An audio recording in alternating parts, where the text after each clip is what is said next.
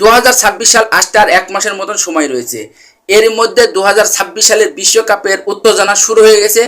বর্তমানে 2026 সালের বিশ্বকাপ ফুটবলও হচ্ছে এবং ক্রিকেট হচ্ছে। ক্রিকেটে টি-20 বিশ্বকাপ হবে, যেখানে 20 দল অংশগ্রহণ করবে। তাতে বাংলাদেশ তো চূড়ান্ত পর্বে একবারে জায়গা করে নিয়েছে। তবে আর কিছুদিন পরে বাংলাদেশ প্রিমিয়ার লিগ বিপিএল শুরু হবে। এবারের এই বিপিএলে সাব্বির রহমান এবং সৌম্য সরকারের দিকে নজর থাকবে বিসিবির, কারণ বিসিবি চাবে সৌম্য সরকার এবং সাব্বির রহমান ফর্মে ফিরুক। তাই সৌম্য সরকার এবং সাব্বির রহমান 10টা করে ম্যাচ পাবে খেলতে।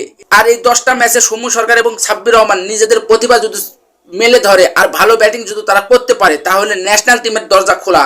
সাব্বির রহমান প্রায় 6-7 বছরের মতো, আনুমানিক 6-7 বছরের মতো ন্যাশনাল টিমের হয়ে বাইরে ছিল। তবে এই বছরে বাংলাদেশ প্রিমিয়ার লিগের হয়ে সাব্বির রহমান কিন্তু দারুণ ব্যাটিং করেছে। সব মিলে এবার 2026 সালের বিপিএল ঢাকা ক্যাপিটালসের জার্সিতে খেলবে সাব্বির রহমান রুম্মন।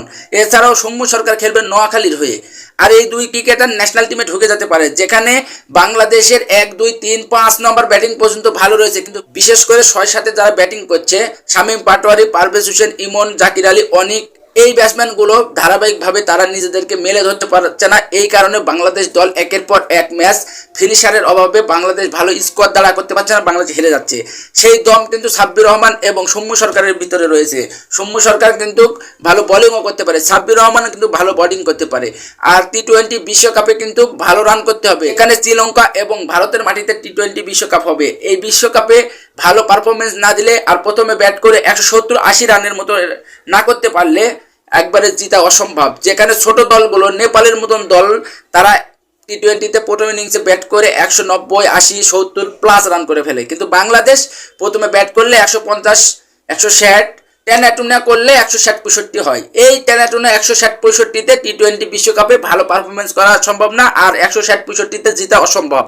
এই অভাবটা দূর করতে হলে বাংলাদেশে ভালো মানের ব্যাটসম্যান দরকার, বিশেষ করে যারা ফিনিশারের রোল প্লে করছে তাদেরকে দরকার। তাই এই দলে সাব্বির রহমান রুম্মন যদি ঢুকতে পারে, সাব্বির রহমান রুম্মনের হাতে দারুণ মেয়াদ রয়েছে।